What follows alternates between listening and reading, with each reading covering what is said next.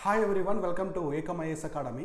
So ఇవాళ daily current అఫైర్స్లో భాగంగా మనం డైలీ కరెంట్ అఫైర్స్ ఏమున్నాయి, వాటితో పాటు ఒక ఈవెంట్ అయితే డిస్కస్ చేద్దాం. బాగా న్యూస్లో ఉన్నాయి కదా, సో ఎవ్రీ ఆల్టర్నేటివ్ డేలో నేను ఒక ఈవెంట్ గురించి అయితే డిస్కస్ చేస్తాను.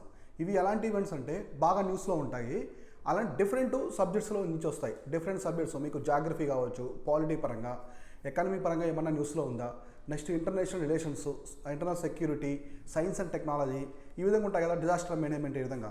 సో వాటికి సంబంధించిన ఒక ఈవెంట్ తీసుకుని నీట్గా దాని గురించి కూడా క్లియర్గా డేటా అనేది మీకు ఎక్స్ప్లెయిన్ చేస్తాను. మెయిన్స్ పరంగా ఆ విధంగా నీట్గా ఉంటుంది. సో ఇవాళ మనం చూసుకుంటే మనకు వచ్చేసి 9th జూలై కరెంట్ అఫైర్స్ ఉన్నాయి. అలాగే నేచురల్ ఫార్మింగ్ అనే టాపిక్ గురించి మనము క్లియర్గా డిస్కస్ చేసుకుందాం. సో నేచురల్ ఫార్మింగ్ అనేది బాగా న్యూస్లో ఉంది, ఆర్గానిక్ ఫార్మింగ్ ఇలా ఉంటాయి కదా, సో వాటి గురించి వీటి గురించి కూడా మనం క్లియర్గా డిస్కస్ చేద్దాం. చూడండి, సో ఫస్ట్ కరెంట్ అఫైర్స్ చూస్తే minority status in India is state dependent, so says supreme court. Supreme court ఏం చెప్పిందంటే మైనారిటీ స్టేటస్ ఇండియాలో మైనారిటీ స్టేటస్ అనేది స్టేట్ డిపెండెంట్ది అని చెప్పిందనమాట. ఇక్కడ ఏందో చూద్దాం. అసలు minorities can claim protection under the article 29 and 30. మీకు తెలుసు కదా ఫండమెంటల్ రైట్స్. సో ఫండమెంటల్ రైట్స్లో ఉంటాయి ఆర్టికల్ 29 ఒకటి 30. ఇవి మైనారిటీకి సంబంధించినటువంటి ఆర్టికల్స్ మీకు గుర్తుంటాయి కదా. ఫండమెంటల్ రైట్స్ ఎక్కడి నుంచి తీసుకొచ్చాం మనము, యుఎస్ఏ నుంచి తీసుకొచ్చాం. వీటిని వచ్చేసి బిల్ ఆఫ్ రైట్స్ అంటారు, అక్కడ వచ్చేసి బిల్స్ ఆఫ్ రైట్స్. సో యుఎస్ఏలో బిల్స్ ఆఫ్ రైట్స్ అంటారు. ఇవి మన కాన్స్టిట్యూషన్లో థర్డ్ పార్ట్లో ఉంటాయి. కాన్స్టిట్యూషన్లో వచ్చేసి థర్డ్ పార్ట్లో ఉంటాయి. దీని నుంచి రైట్ టు ప్రాపర్టీని ఫండమెంటల్ రైట్స్ నుంచి అయితే రిమూవ్ చేస్తారు, ఇది అందరూ తెలిసిందే కదా. సో ఇవి మామూలు బ్యాక్గ్రౌండ్ డేటా.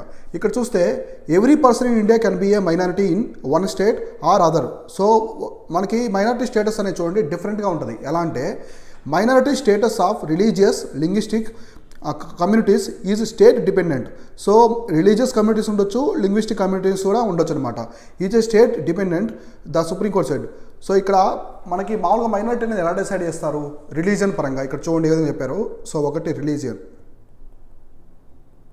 సో రిలీజియన్ ఉంటారు లేదా లింగ్విస్టిక్ ప్రకారమైన ఉంటారు. సో ఈ విధంగా చేస్తారు, ఈ విధంగా ఉంటారు. అంటే ఇప్పుడు చూడండి ఇక్కడ నీట్గా క్లియర్ ఎక్స్ప్లెయిన్ చేసింది సుప్రీంకోర్టు. ఏం చెప్తుందంటే every person in this country can be A minority. So ఈ దేశంలో ఉండే ప్రతి ఒక్కరు కూడా మైనారిటీ, ఎక్కడో దగ్గర మైనారిటీ అవుతారు. ఇప్పుడు పంజాబ్లో హిందూస్ మైనారిటీ అవుతారు. సో ఇంకో ప్లేస్లో ఇంకొకరు మైనారిటీ అవుతారు. సో నార్త్ ఈస్ట్ ఇండియాలో కొన్ని దిక్కులు అయితే కొంచెం క్రిస్టియానిటీ ఎక్కువగా ఉంటుంది, అక్కడ హిందూస్ మైనారిటీ అవుతారు. సో ఇట్లా ఉంటుంది. ఇప్పుడు జమ్మూ అండ్ కాశ్మీర్లో కూడా హిందూస్ మైనారిటీ కింద వస్తారు. సో ఇట్లా నెక్స్ట్ కొన్ని స్టేట్స్లో ముస్లిమ్స్ మైనారిటీ కింద వస్తారు.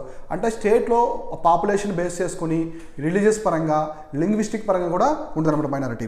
సో ఈ విధంగా చూసుకుంటే దేశంలో ప్రతి ఒక్క పర్సన్ కూడా ఏదో ఒక స్టేట్లో మైనారిటీ అవుతాడు అని చెప్తుంది. So I can be A minority out side my state, Maharashtra. So Maharashtra తర్వాత కాకుండా మహారాష్ట్ర కాకుండా అవుట్ సైడ్ స్టేట్లో నేను కూడా మైనారిటీ కావచ్చు అని చెప్తున్నారు. So similarly Kannada speaking person may be minority in states other than the Karnataka. So ఇప్పుడు రిలీజియస్ పరంగా అయితే మనము చూసాం. ఇప్పుడు మనకి ముస్లిమ్స్ కావచ్చు, హిందూస్, సిఖ్స్. ఇప్పుడు సిఖ్స్ పంజాబ్లో డామినేటెడ్గా ఉంటారు. అదే పంజాబ్ మనకి తమిళనాడు ఇక్కడ అనుకోండి, వాళ్ళు మైనారిటీ కింద వస్తారు. సో ఎగ్జాక్ట్లీ లింగ్విస్టిక్ పీపుల్ అంటే లింగ్విస్టిక్ అంటే ఏంటి, లాంగ్వేజ్ బేస్డ్, అంటే వాళ్ళు మాట్లాడే సో లాంగ్వేజ్ బేస్డ్ ఉంటారు కదా. ఇప్పుడు ఫర్ ఎగ్జాంపుల్ మనం తెలుగు స్పీకింగ్ పీపులము. సో తెలుగు స్పీకింగ్ పీపుల్ ఇప్పుడు యూపీ వెళ్ళామనుకోండి, యూపీలో మనం మైనారిటీ అవుతాం. సో నెక్స్ట్ బీహార్ వెళ్ళినా, యూపీ వెళ్ళినా, so other than Telugu states ఎక్కడికి వెళ్ళినా కూడా మనం మైనారిటీనే. ఇప్పుడు తమిళనాడులో కూడా మైనారిటీ అవుతారు. అంటే లింగ్విస్టిక్ లాంగ్వేజ్ పరంగా తక్కువ ఉంటారు కాబట్టి.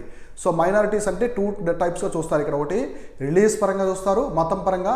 నెక్స్ట్ వచ్చేసి మీ యొక్క భాష పరంగా, మాతృభాష పరంగా కూడా చూస్తారని చెప్తున్నారు. So every person in this country can be answer this description.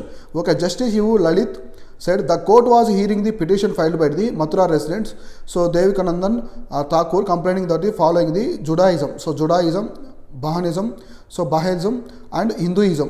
So who are the real minorities in Ladakh, Mizoram, Lakshadweep, next Kashmir, Nagaland, Meghalaya, Arunachal Pradesh, Punjab and Manipur.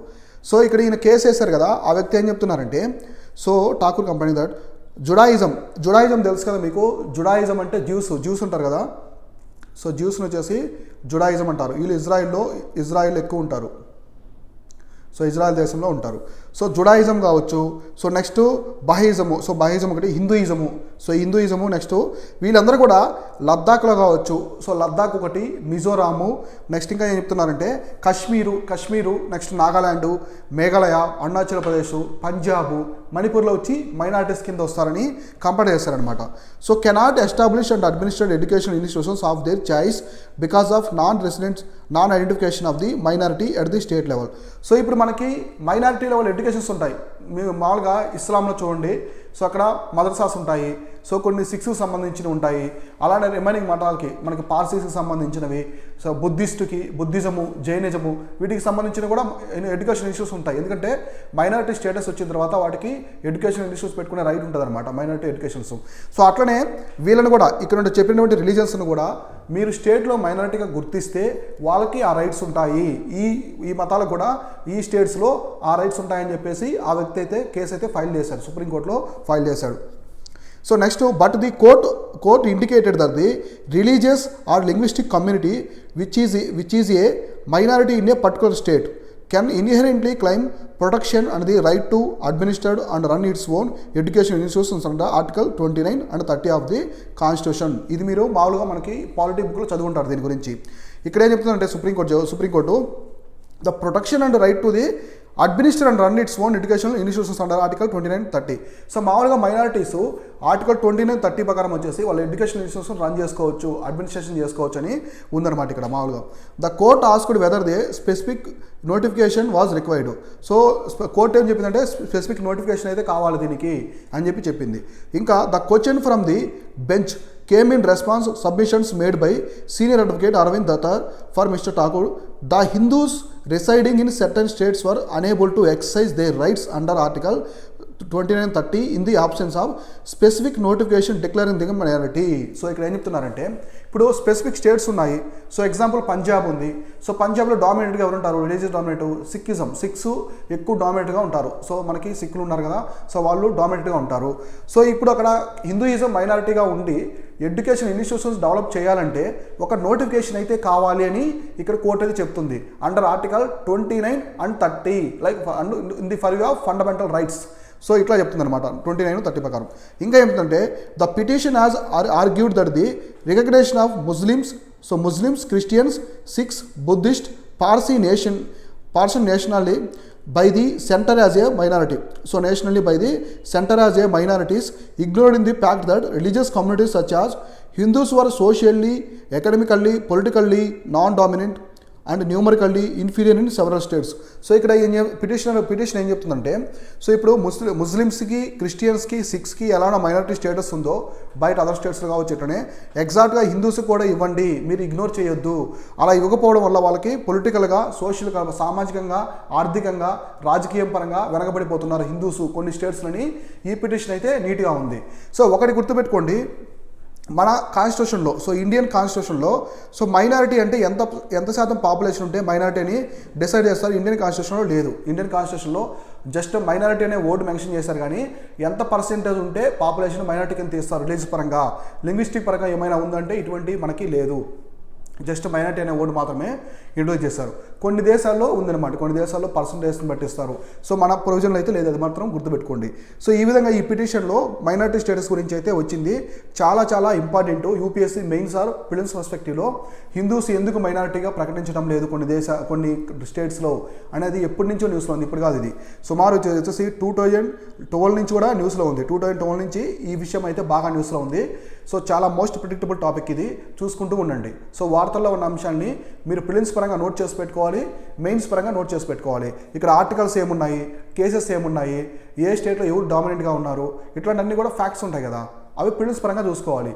So mains పరంగా వచ్చేసి ఒక answer sheet అయితే చేసి పెట్టుకోవాలి, main sheet. So ఇది వచ్చేసి minority స్టేట్కి సంబంధించి సుప్రీంకోర్టు ఇచ్చిన తీర్పు. తర్వాత ఏమి ఇచ్చారంటే, so panel and MSP, so మనకి మినిమం సపోర్ట్ ప్రైస్ కదా, సో కనీస మద్దతు ధర అంటారు. So natural farming setup, so natural farming, అందుకే ఇవాళ నేను న్యాచురల్ ఫార్మింగ్ గురించి మీకు కూడా తీసుకున్నాను, టాపిక్ కూడా కంటెంట్ తీసుకున్నాను, నీట్గా చివరిలో ఎక్స్ప్లెయిన్ చేస్తాను. ఈ డైలీ కరెంట్ అఫైర్స్ అయిపోయిన తర్వాత కంప్లీట్ అయిన తర్వాత ఆ టాపిక్ ఎక్స్ప్లెయిన్ చేస్తాను. చాలా ఇంపార్టెంట్ ఆ టాపిక్. సో మీకు మెయిన్స్ కూడా చాలా హెల్ప్ అవుతుంది. సో ఇక్కడ చూడండి, centre has finally constituted a committee. So central government ఒక కమిటీని కాన్స్టిట్యూట్ చేసింది, headed by former union agriculture secretary Sanjeev Agarwal. గుర్తుపెట్టుకోండి, ఆ కమిటీ ఎవరు కమిటీ అంటే సంజీవ్ అగర్వాల్ కమిటీ. ఇది దేనికి సంబంధించిందంటే అగ్రికల్చర్లో ఎంఎస్పీకి సంబంధించింది. కనీస మద్దతు ధర, తెలుగులో ఏమంటారంటే ఎంఎస్పీని మినిమం సపోర్ట్ ప్రైస్ అంటారు కదా, ఇంగ్లీష్లో, తెలుగులో కనీస మద్దతు ధర అంటారు. మన పంటలకి గవర్నమెంట్ అనేది ఇస్తుంది కనీస మద్దతు ధర అనేది, కనీసం అంటే మినిమం అని. సో ఇక్కడ సంజయ్ అగర్వాల్ కమిటీ అనేది ఉంది. So look into the issue of MSP for agriculture producers has promised to the Sanyukt Kisan Morcha. So Sanyukt Kisan Morcha అంటే ఒక ఆర్గనైజేషన్ అన్నమాట. సో కిసాన్ ఆర్గనైజేషన్ అంటే రైతులకు సంబంధించిన ఒక సంఘం. ఈ సంఘానికి వాళ్ళు ప్రామిస్ చేస్తారు, గవర్నమెంట్ చర్చల ద్వారా ప్రామిస్ చేసింది, ఇంత మినిమం ప్రైస్ ఈ విధంగా ఉంటుంది ఇట్లా అని. దానికి సంబంధించి ఈ కమిటీ అయితే సెంట్రల్ గవర్నమెంట్ అనేది వేసిందనమాట. ఎవరు? Sanjay Agarwal committee. So earlier జనవరిలో చెప్పింది, the panel has 3 unfilled post for the representatives of the SKM which will be filled as and the centre receives the recommendations from the umbrella body of the farmers. So central కూడా recommendations తీసుకోవాలి. Central అంతే కదా, చర్చలు జరిగినప్పుడు మామూలుగా ఒక చర్చ జరిగిందనుకోండి రైతులకి గవర్నమెంట్కి, సో గవర్నమెంట్ తీసుకుంటుంది చర్చల ద్వారా వాళ్ళ యొక్క డిమాండ్స్ ఏమన్నాయి తీసుకుంటుంది. ఆ డిమాండ్స్ని తీసుకొని ఆ రికమెండేషన్స్ అయితే ఫుల్ఫిల్ చేయాలి. ఇప్పుడు ఈ కమిటీ కూడా ఖచ్చితంగా ఫుల్ఫిల్ చేయాలి. ఆ కమిటీస్ చేసినప్పుడే అక్కడ వాళ్ళ తీసుకున్న డిమాండ్స్ అనేవి నెరవేరుతాయి. Next prime minister Narendra Modi said that, so while announcing the decision to the repeal the 3 formulas. So 3 formulas repeal చేసిన తర్వాత a committee would be constituted to promote zero budget based farming. Very very important, zero budget based farming. So దీని గురించి నేను next current affairs సెషన్స్లో, మన next ఉంటాయి sessions, వాటిలో మీకు చాలా క్లియర్గా ఎక్స్ప్లెయిన్ చేస్తాను. ఒక ఈవెంట్ అంతా తీసుకొని ఎక్స్ప్లెయిన్ చేస్తాను. So promote zero budget based farming. So మనకి ఇదంటే క్యాపిటల్ తక్కువ ఉంటుంది, ఈ ఫార్మింగ్లో క్యాపిటల్ తక్కువ ఉంటుంది, సో ఈల్డ్స్ ఎక్కువ ఉంటాయి, ఇట్లా ఉంటుంది. దాని గురించి కూడా ఎక్స్ప్లెయిన్ చేస్తాను. అంటే మనకి న్యాచురల్ ఫార్మింగ్ అని కూడా చెప్పొచ్చు, ఆర్గానిక్ ఫార్మింగ్ అంటారు కదా, దాని న్యాచురల్ ఫార్మింగ్. సో తర్వాత changes to crop patterns keeping in mind the changing of needs of the country and to make the MSP more effective and transparent.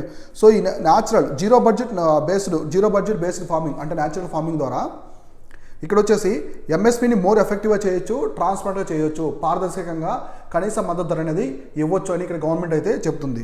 ఇంకా Narendra Modi said that the committee would consist of representative of the central and state governments, farmers, agricultural scientist and agricultural economist.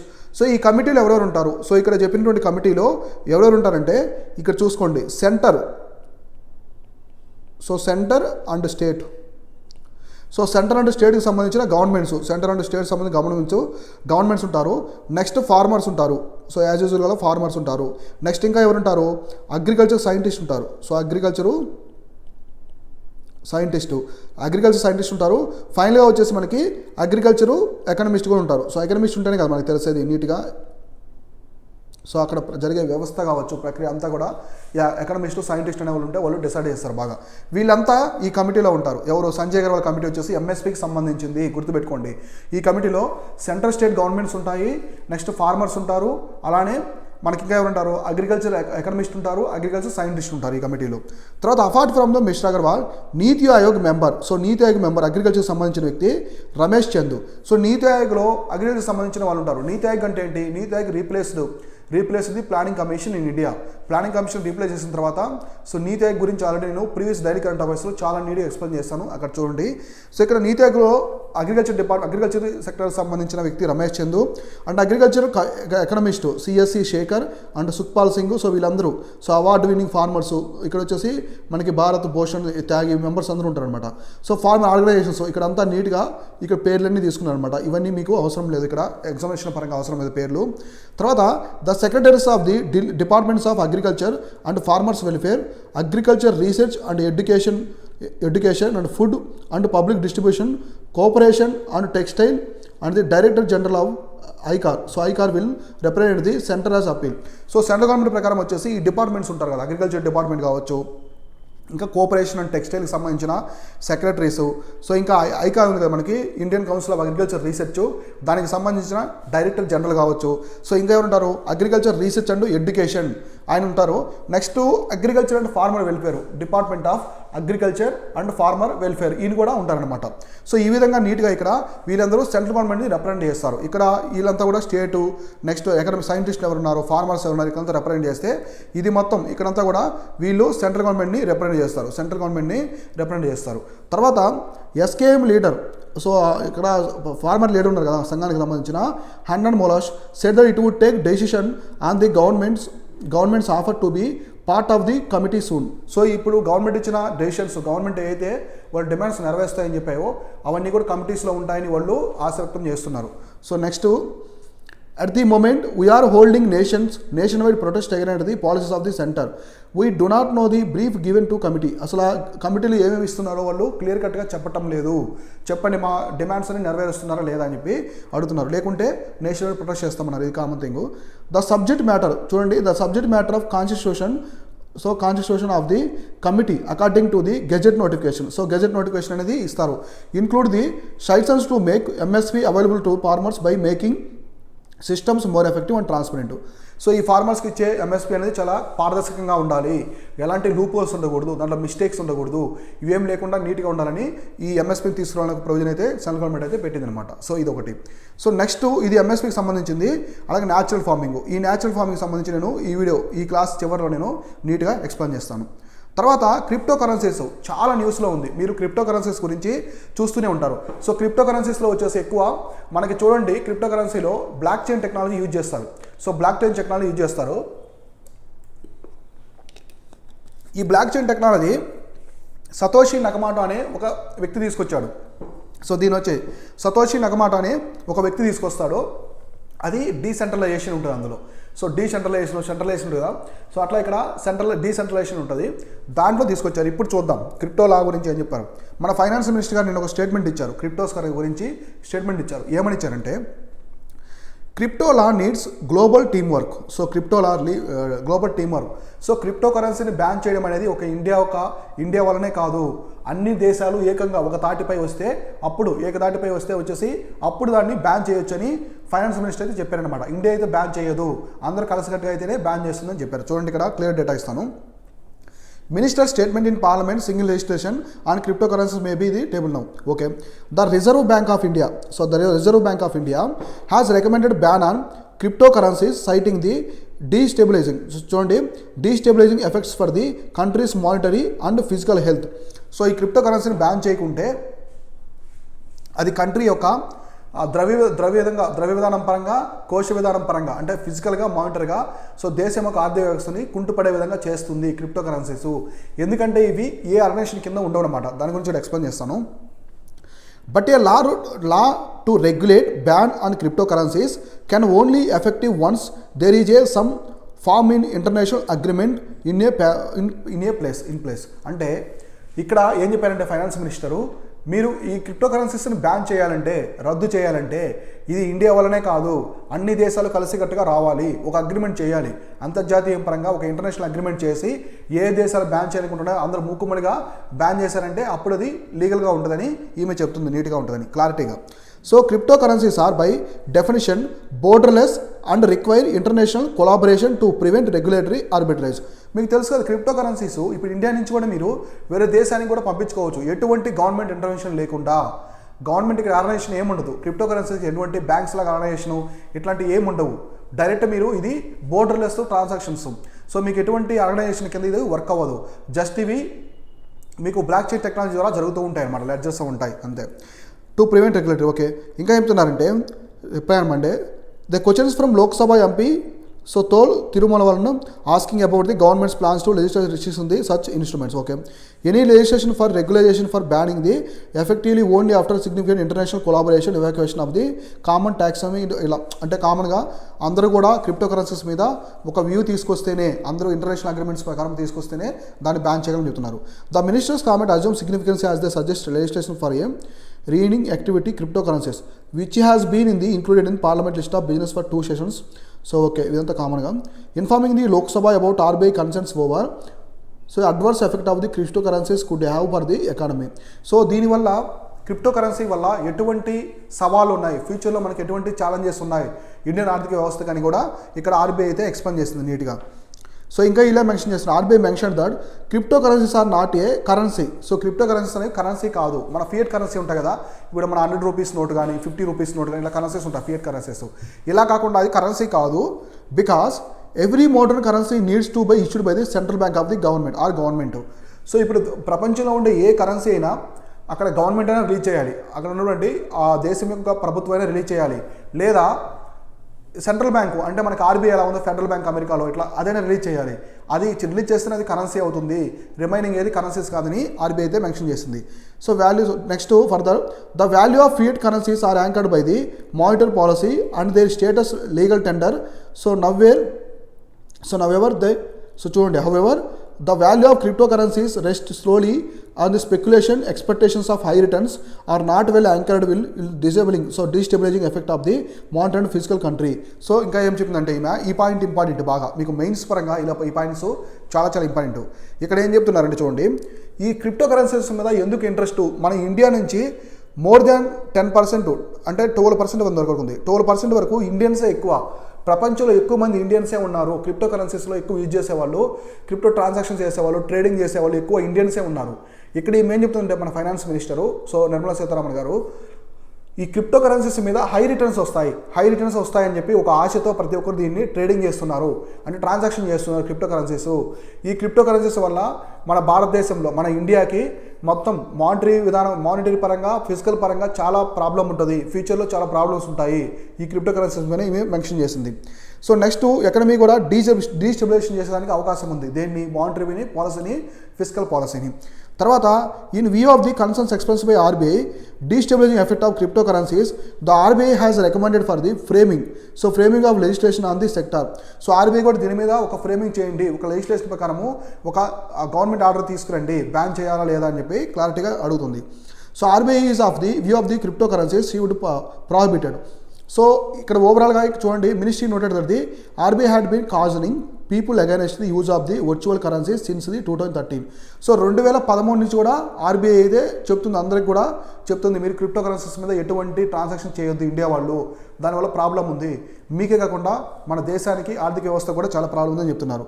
So April 2018 RBI has prohibited regulating entities from dealing in virtual currencies or providing services facilitating any person or entity dealing with the settlement then. So ఈ settlement చేసుకోవడము, dealing చేసుకోవడము, transaction చేయడము, ఇటువంటి services మొత్తం crypto currencies RBI అయితే ban చేసింది. ఇప్పుడు 2018 నుంచి అయితే బ్యాన్ చేసింది.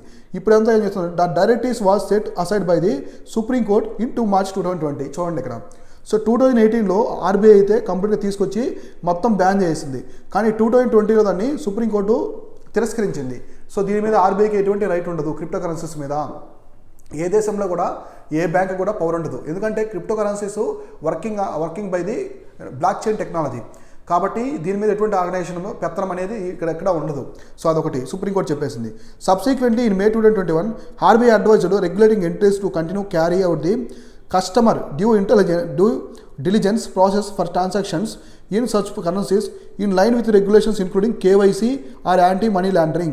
సో ఖచ్చితంగా కేవైసీ అయినా తీసుకోండి, ఆర్బీఐ చెప్పింది. ఇప్పుడు మీరు క్రిప్టో కరెన్సీ ట్రేడింగ్ చేయాలనుకోండి, కొన్ని యాప్స్ ద్వారా చేస్తూ ఉంటారు, వాళ్ళు ఏం చేస్తారంటే కేవైసీ తీసుకుంటారు, మీ ఆధార్ తీసుకుంటారు, మీ పాన్ తీసుకుంటారు, మీ పాన్ అయితే ఖచ్చితంగా తీసుకుంటారు, పాన్ ఉంటుంది, తర్వాత డిమాట్ అకౌంట్ ఇలా చేస్తుంటారు కదా, అట్లా ఇవి యాంటీ మనీ లాండరింగ్ యాక్ట్ ఇవన్నీ కూడా వాటి మీద అప్లై చేయండి అని ఆర్బీఐ అయితే చెప్పింది. ఎందుకంటే సో బ్లాక్ మనీకి ఎక్కువ ఛాన్స్ ఉంటుంది, సో బ్లాక్ మనీకి ఎక్కువ ఛాన్స్ ఉంటుంది, యాంటీ మనీ లాండరింగ్ కేవైసీ కూడా ఖచ్చితంగా చేయాలని చెప్పేసి ఆర్బీఐ అయితే రెగ్యులేట్ చేసింది. ఈ విధంగా క్రిప్టో కరెన్సీస్, మీ క్రిప్టో కరెన్సీస్ తెలుసు కదా, కొన్ని క్రిప్టో కరెన్సీ బాగా ఫేమస్ క్రిప్టో కరెన్సీ ఏమున్నాయి, bit coin, so highest cost వచ్చేసి బిట్ కాయిన్ ఒకటి, ఇథీరియం, సో ఇథీరియం, ఇంకా ఏమున్నాయి, సో ఇథీరియం తర్వాత మీకు బాగా తెలిసిన ఇంపార్టెంట్ వచ్చేసి Doge coin. So Doge coin చాలా ఫేమస్ అయింది, ఎందుకంటే ఎలాన్ మస్క్ దీన్ని సో చాలా హైలైట్ చేశారు Doge coin. So Doge coin ఒకటి. సో నెక్స్ట్ రిప్పల్ కావచ్చు. సో లిబ్రా తెలుసా మీకు, లిబ్రా. సో లిబ్రా అనేది ఫేస్బుక్ అంటే మెటా తీసుకొచ్చింది క్రిప్టో కరెన్సీ, కానీ అది ఇంకా రాలేదు, ఇంకా మనకి బయటికి రాలేదు, పబ్లిష్ కాలేదు. సో లిబ్రా అనేది మెటా అంటే ఫేస్బుక్ తీసుకొచ్చినటువంటి క్రిప్టో కరెన్సీ. సో అమెరికాలో కొన్ని డిజిటల్ ట్రాన్సాక్షన్ కూడా క్రిప్టో కరెన్సీలో చేస్తున్నారు. ఇప్పుడు ఇన్ఫ్లేషన్ ఎక్కువగా ఉండి బాగా ఇటు వాల్యూ అనేది తగ్గిపోయింది, బిట్ కాయిన్ ఇటు వాల్యూ. సో ఈ విధంగా క్రిప్టో కరెన్సీస్ గురించి. సో నెక్స్ట్ కరెంట్ అఫైర్స్ ఏముందో క్లియర్గా డిస్కస్ చేద్దాం. సో ఇక్కడ Russia set to seek Indian oil payments in UAE dirhams. So చూడండి, దినార్స్ ఉన్నాయి కదా మనకి, దిర్హమ్స్ వచ్చేసి యూఏఈ దిర్హమ్స్ వచ్చేసి పే చేయండి అని చెప్తుంది. మనం డిస్కౌంట్లో ఆయిల్ కొన్నాం, సో మనకి డిస్కౌంట్లో ఆయిల్ ఉన్నది చాలా అయితే కొన్నాం. మనము కొనడం వల్ల మనం రష్యా అనేది మనకి థర్డ్ ప్లేస్లో ఉన్న రష్యా సెకండ్ ప్లేస్కి వచ్చేసింది. సో మనకి ఎక్కువగా ఆయిల్ ఇంపోర్ట్ చేసే దేశాలు ఏమున్నాయి నేను ఎప్పుడు చెప్తూ ఉంటాను, ఒకటి ఇరాక్, మనకి ఆయిల్ ఇంపోర్ట్ చేసే ఎక్కువ దేశాలు ఎక్స్పోర్ట్ చేసేవి ఫస్ట్ ఇరాక్. మనం ఎక్కువ ఇరాక్ నుంచి ఆయిల్ ఇంపోర్ట్ చేసుకుంటాము, దిగుమతి చేసుకుంటాము. తర్వాత ఇంతకుముందు సౌదీ అరేబియా ఉండేది. ఇప్పుడు రష్యా నుంచి డిస్కౌంట్లో ఎక్కువ ఆయిల్ కొనడం వల్ల ఇప్పుడు రష్యా అయితే సెకండ్ ప్లేస్లో వచ్చింది. సో థర్డ్లో వచ్చేసి సౌదీ అరేబియా అయితే ఉందన్నమాట. సో ఈ 3 కంట్రీస్ నుంచి మనము ఆయిల్ ఎక్కువ ఇంపోర్ట్ చేసుకుంటాం. ఫస్ట్ వచ్చేసి Iraq, Russia and Saudi Arabia. So ఇప్పుడు చూడండి ఇక్కడ ఏం చెప్తున్నారంటే నీట్గా, సో రష్యా నుంచి మనం తెచ్చుకున్నటువంటి ఆయిల్కి UAE దిర్హమ్స్ వచ్చేసి పేమెంట్ చేయమని చెప్తున్నారు. So Russia seeking payment in United Arab Emirates dirhams for oil exports to some Indian customers, 3 sources said. So Moscow ఇక్కడ Moscow moves away from the US dollar. So US డాలర్లో మాకు వద్దు, ఎందుకంటే US dollar నుంచి వాళ్ళకి ఆంక్షలు ఉన్నాయి. So US dollar నుంచి వాళ్ళకి ఆంక్షలు వేయించారు కాబట్టి సో ఖచ్చితంగా వాళ్ళు వచ్చేసి UAE దినార్స్లో నిండమన్నారు. ఎందుకంటే డిస్కౌంట్లో ఇచ్చారు. ఈ ఆయిల్ అనేది ఎక్కువగా డిస్కౌంట్లో కొన్నాం. మన ఇండియాకి సంబంధించిన BPCL, HPCL, IOCL ఇవన్నీ కూడా డిస్కౌంట్లో మనం ఆయిల్ అయితే తీసుకున్నాం. మామూలుగా రష్యా వర్సెస్ ఉక్రెయిన్ వార్ తర్వాత రష్యా నుంచి క్రూడ్ ఆయిల్ ఎవరు బై చేయలేదు, ఆంక్షలు విధించారు.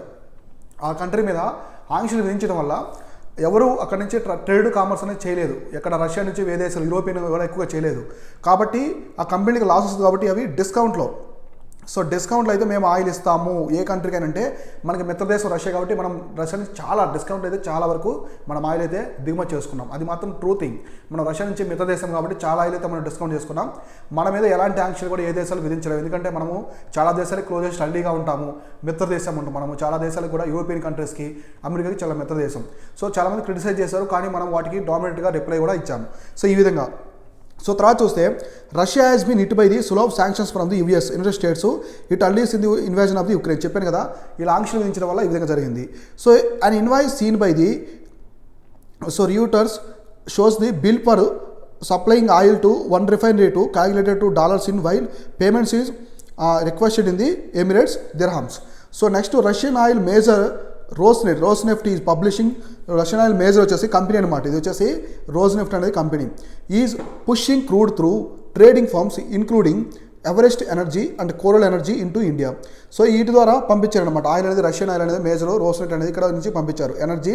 సో ఇక్కడ ఎవరెస్ట్ ఎనర్జీ కంపెనీలు వచ్చేసి ఎవరెస్ట్ ఎనర్జీ ఒకటి, కోరల్ ఎనర్జీ ఇండియాకి పంపించాయి into. Now it is the second biggest oil buyer after China.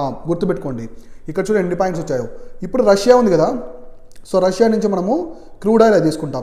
Russia నుంచి క్రూడ్ ఆయిల్ ఇంపోర్ట్ చేసుకునే దేశంలో ఫస్ట్ ప్లేస్లో వచ్చేసి ఏముంది, చైనా ఉంది. ఫస్ట్ వచ్చేసి చైనా ఉంది. మనం ఎక్కువ డిస్కౌంట్లు తీసుకోవడం వల్ల ఇండియా వచ్చి ఇప్పుడు సెకండ్ ప్లేస్లోకి వచ్చింది. ఇండియా సెకండ్ ప్లేస్లో వచ్చింది. గుర్తుపెట్టుకోండి, రష్యా నుంచి ఆయిల్ ఎక్కువ ఇంపోర్ట్ చేసుకునే మొట్టమొదటి దేశం, largest oil importer from the Russia is China. గుర్తుపెట్టుకోండి, చైనా, రష్యా, ఇండియా కాదు. ఫస్ట్ ప్లేస్లో చైనా ఉంది, సెకండ్ ప్లేస్లో ఇండియా ఉంది. తర్వాత western sanctions have promoted many oil importers to shun Moscow pushing spot prices for the Russian crude record discounts and other grades.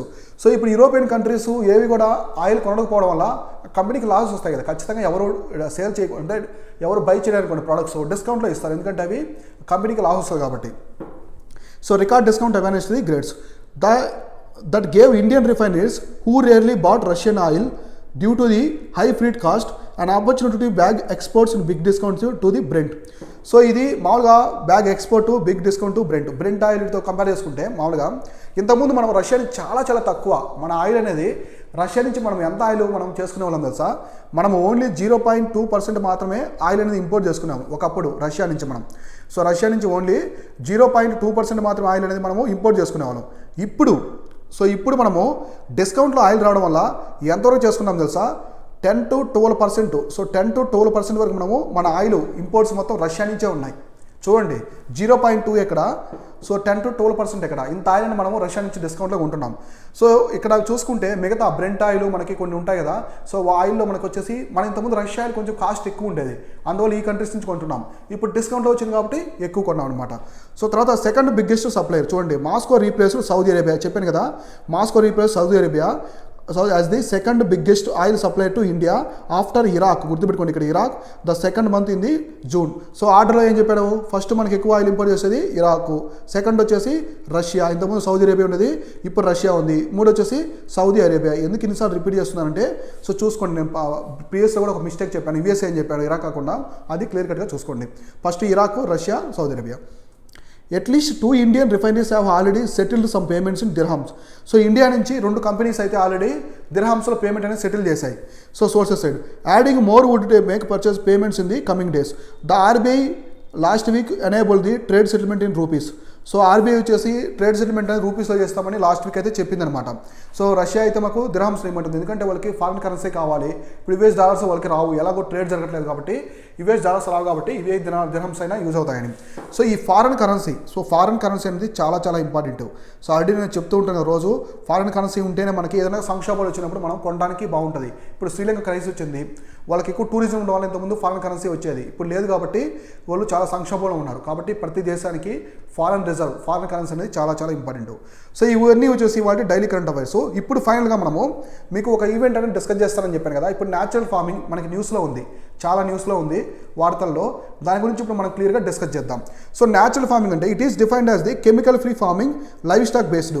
మామూలుగా మీకు తెలుసు కదా, ఆర్గానిక్ ఫార్మింగ్ అంటారు. అంటే కెమికల్స్ యూజ్ చేయకుండా, కెమికల్ ఫెర్టిలైజర్స్ కానీ కెమికల్స్ ఏవి కూడా యూజ్ చేయకుండా లైవ్ స్టాక్ని బేస్ చేసుకుని చేసే అగ్రికల్చర్ వచ్చేసి న్యాచురల్ ఫార్మింగ్ అంటారు. సో తర్వాత soundly grounded in the agroecology. So దీన్ని ఆగ్రో ఎకాలజీ అంటారు. It is diversified farming system that integrates crops, trees, livestock allowing optimum use of the functional biodiversity.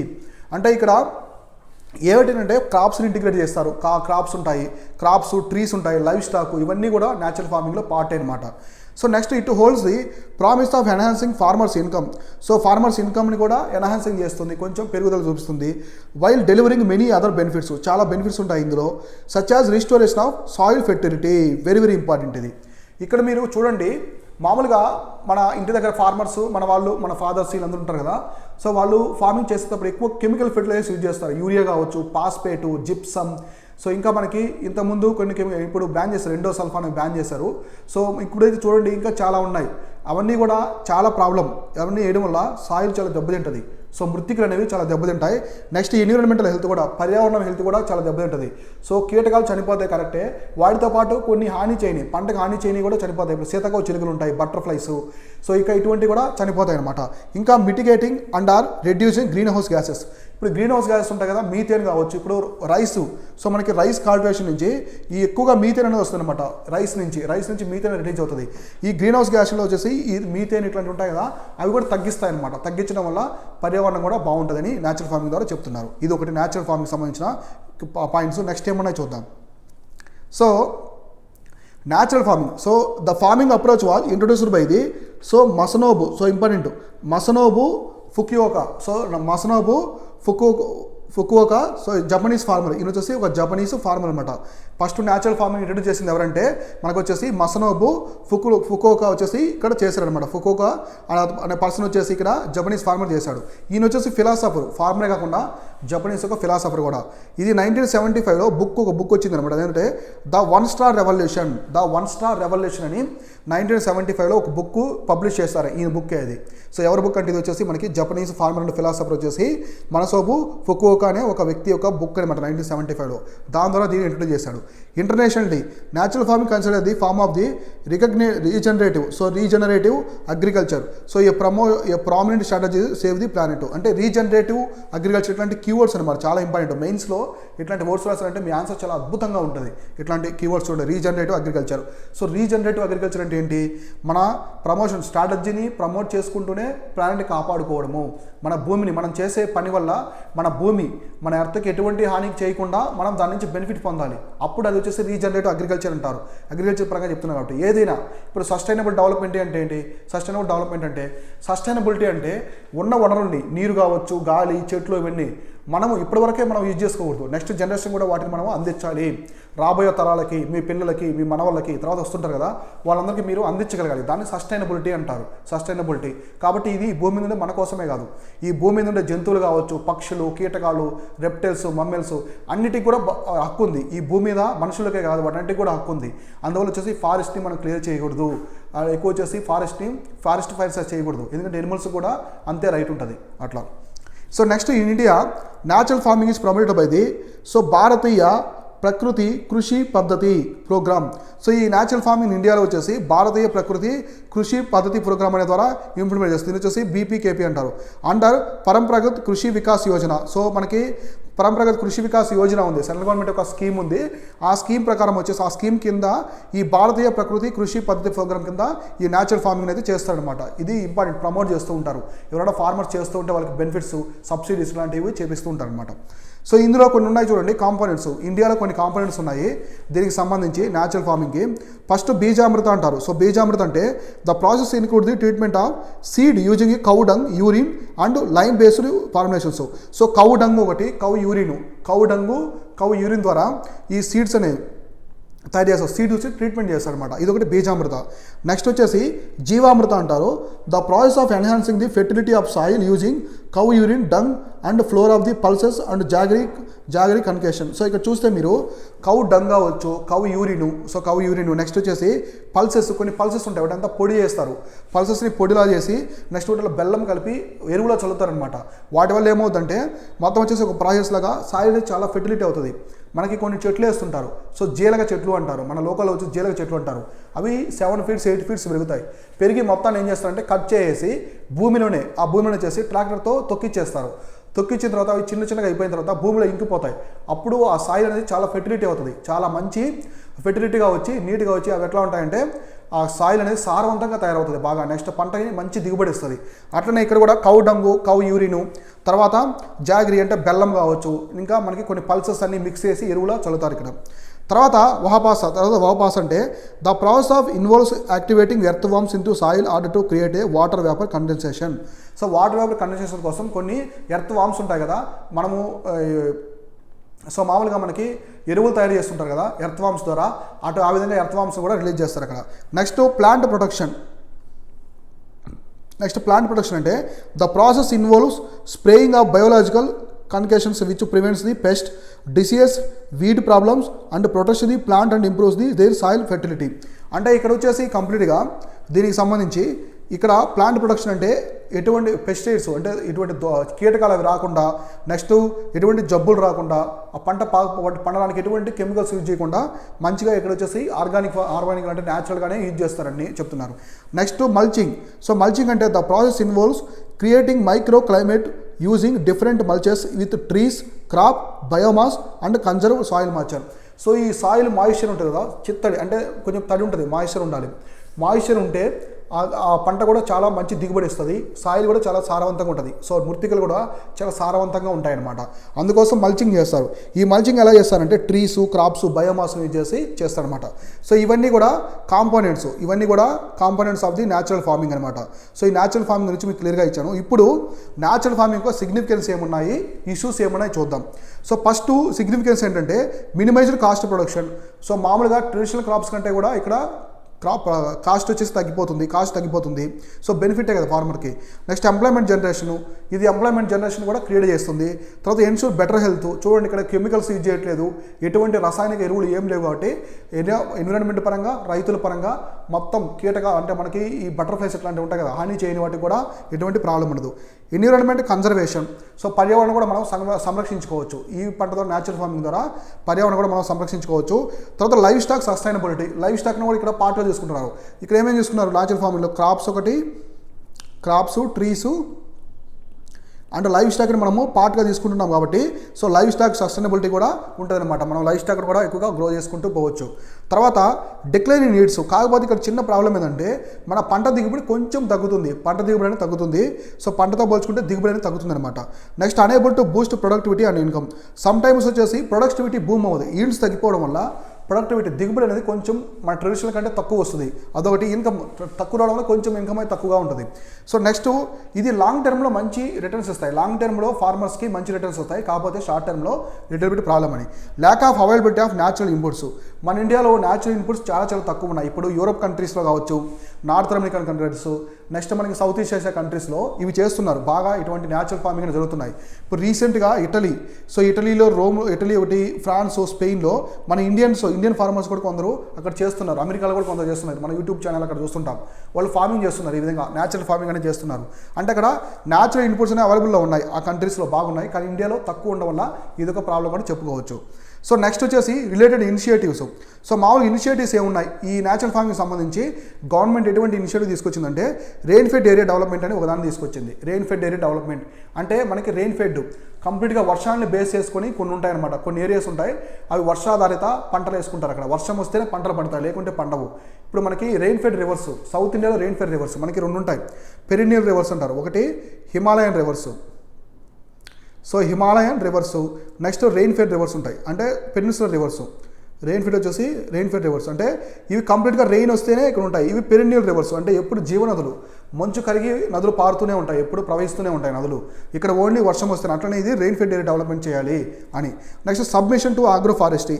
So ఆగ్రో ఫారెస్ట్రీని కూడా develop చేయాలని మన ఫారెస్ట్ని వచ్చేసి ఒక అగ్రికల్చర్ ఆగ్రో ఫారెస్ట్ తెలుసు కదా, ఫారెస్ట్ని వచ్చేసి కల్టివేట్ చేస్తారు మొత్తం ఫారెస్ట్ లాగా అన్ని చెట్లను మొత్తం.